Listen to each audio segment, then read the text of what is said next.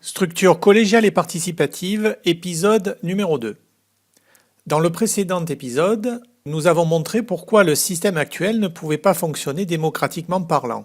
Dans ce second volet, nous vous expliquons ce que nous souhaitons mettre en place pour la partie collégiale. À l'heure actuelle, seul le conseil municipal est assuré avec son maire élu suite à une élection interne au conseil municipal en tout début de mandat. Il n'y a aucune commission, aucun comité consultatif, donc aucun partage du pouvoir, et sans aucune participation possible des Rhôniens.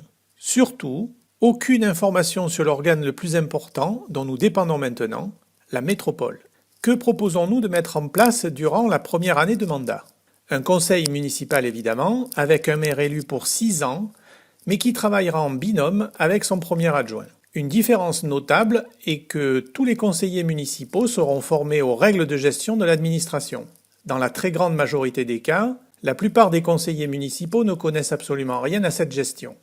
C'est un frein majeur à toute efficacité dans un univers extrêmement complexe et en constante évolution. Pour cette raison, il est primordial d'avoir dans une équipe des personnes qui ont déjà cette expérience. Cela permettra d'assurer la transition sans perte d'efficacité.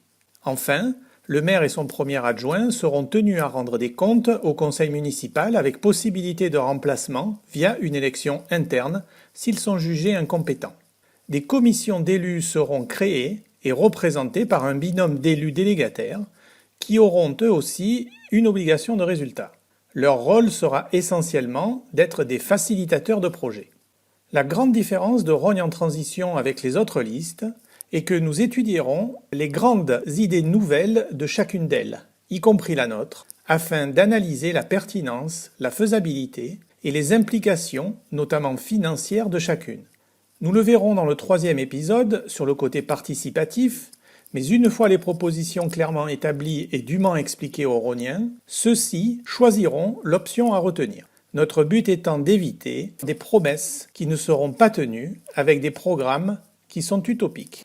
Nous créerons un comité d'interface avec la métropole qui sera composé d'élus et dirigé par le binôme formé du conseiller métropolitain et son suppléant, possiblement différent du maire et de son premier adjoint. C'est un poste clé et au moins aussi important que celui du maire car la métropole récupère une à une toutes les compétences de la commune. N'oubliez pas que lors de l'élection, vous élirez une liste, mais surtout un conseiller métropolitain et son suppléant.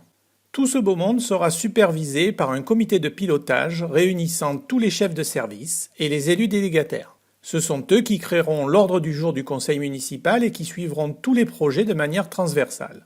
Le conseil municipal organisera une réunion publique trimestrielle afin d'expliquer aux Rhôniens l'avancée des projets. Enfin, tous les élus signeront une charte de fonctionnement qui sera élaborée collectivement en tout début de mandat. Tout ce qui est en orange sur ces diapos est complètement nouveau à la mairie de Rognes et seul Rognes en transition propose une véritable structure collégiale. Dans l'épisode suivant, nous aborderons l'aspect participatif qui sera mis en place à partir de 2021. Merci de votre attention.